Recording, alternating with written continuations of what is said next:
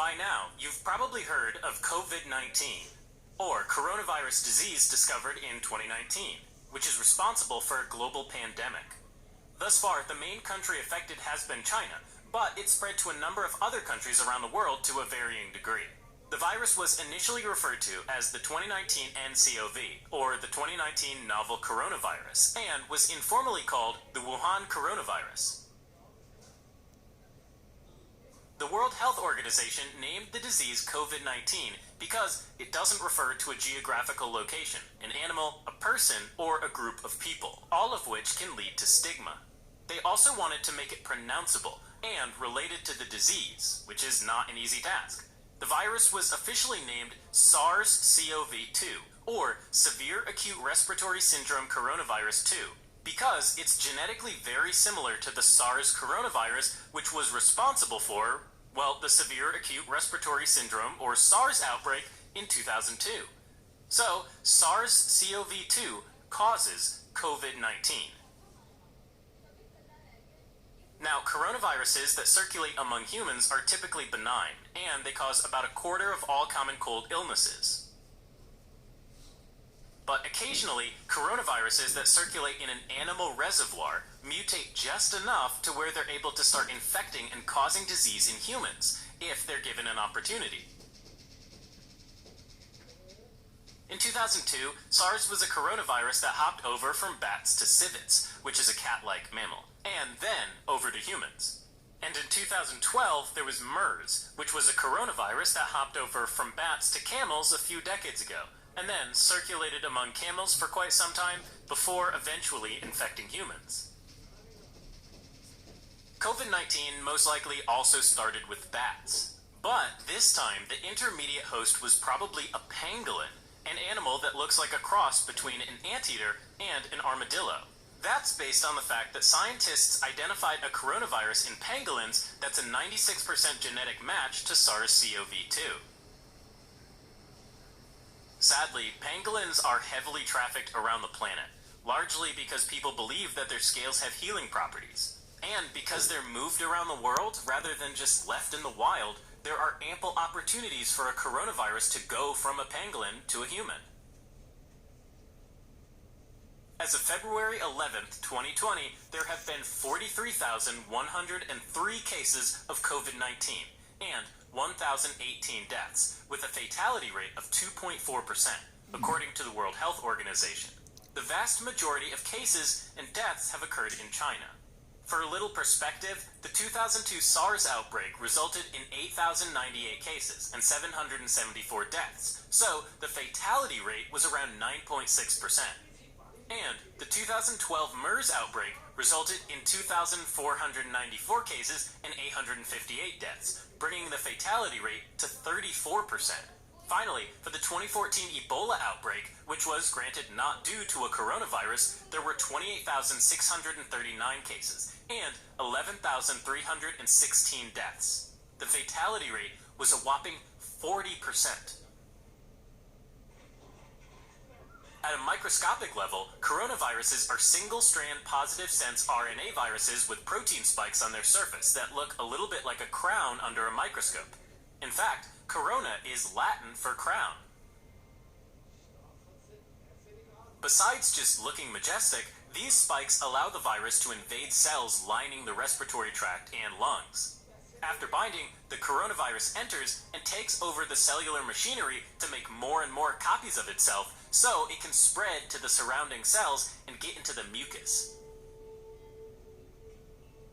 Sometimes the infection is mild, and some people don't develop any symptoms at all. For others, they can develop symptoms that range from pretty mild, like fever, cough, and shortness of breath, all the way to serious problems like pneumonia. Severe lung damage can cause acute respiratory distress syndrome, or ARDS, which occurs when the lung inflammation is so severe that fluid builds up around and within the lungs. The severe infection can cause septic shock, which happens when the blood pressure falls dramatically, and the body's organs are starved for oxygen. ARDS and shock are the main cause of death for people with the infection, and this is more likely to occur in those over the age of 60, smokers, and people with previous medical conditions like hypertension. In addition to causing disease, coronaviruses can spread quickly. Usually the virus spreads when people cough or sneeze, and tiny droplets containing the virus are released. These droplets can land on another person's mouth, nose, or eyes, and that allows the virus to enter a new person. The virus can also be found in a person's stool, and in rare situations, coronavirus has been transmitted from one apartment to another within a residential building. This was also seen in the 2002 SARS epidemic. At that time, faulty plumbing allowed virus-containing fecal matter originating from one person's apartment to drift from drainage pipes back into fixtures like sinks and toilets within other apartments in the same building. Not only did this create a terrible smell, but it also allowed the virus-containing droplets to deposit on bathroom surfaces, ultimately causing people in those apartments to get ill. Something similar may have happened with COVID-19, and this is being actively investigated. Once a person is infected, symptoms develop an average of 5 days later. This is called the incubation period. However, the incubation period varies from person to person, and in some studies, it's lasted as long as 24 days. Now, there's debate about whether or not asymptomatic people can spread the disease, because these people typically have low levels of circulating virus. But even if they do, asymptomatic transmission likely plays a minor role in the overall epidemic. Viruses are given a reproductive number, or R0, based on how quickly they spread. And person-to-person transmission has been confirmed both in and outside of China. An R0 of 1 means that an infected person passes it on to one new person. An R0 of 2 means that one person spreads it to 2 new people, and so forth. If the R0 is below 1, the infection peters out. If it's 1, it stays steady. And if it's above 1, then it continues to spread. The current estimate of the SARS-CoV-2 R0 is between 2 and 2.5. Of course, that's an average, with some spreading the disease less, and others, called super spreaders, spreading the disease at a much, much higher rate. The exact cause of these super spreaders is unclear. Perhaps they're just in contact with more folks. Perhaps their bodies naturally shed more virus. Or perhaps there's some other reason altogether. To confirm the diagnosis, there should be a real-time polymerase chain reaction, or RT-PCR test, which is a quick test used in many labs and hospitals that can detect very small amounts of viral RNA. Treatment is focused on supportive care, providing fluids, oxygen, and ventilatory support for really ill people. There's also some early data showing that 3 medications are highly effective against SARS-CoV-2 in the laboratory setting. These medications are chloroquine, an anti-malarial drug, ritonavir, an anti-HIV medication, and remdesivir, an antiviral drug previously used against Ebola. Remdesivir was given to the first U.S. patient with COVID-19 on day 11 of his illness as he was clinically worsening, and he began to improve the very next day. Large-scale clinical trials using remdesivir are already underway in China. Unfortunately, there's no vaccine currently available to protect against COVID-19. At best, it looks like a vaccine will be many months away. So, for now, the goal is to avoid human-to-human transmission, starting with isolating people with COVID-19. Coronaviruses don't usually spread over long distances in the air, but they can travel roughly 3 feet, or 1 meter, from one person to another on tiny droplets of saliva, which are produced when someone's coughing or sneezing.